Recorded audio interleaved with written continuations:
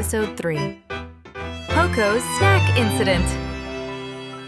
In a quiet corner of the lab, Byte calmly organizes floating tools, certain everything is under control, until Poko's eyes lock onto a glowing crystal on the floor.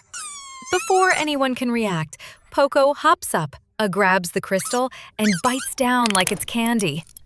The room explodes in light, scanners whirl to life, and Byte declares a full snack-related emergency. Holograms flash red. Poko starts shaking, then zooms around the lab like a bouncy, fuzzy ball, while Byte frantically tries to scan as fast as it can. When the data finally settles, the truth appears. The crystal was tiny robot fuel, and now Poko is massively overclocked. And a gentle crash into Byte later, the lab's newest rule is born. Poko plus snacks equals chaos. Subscribe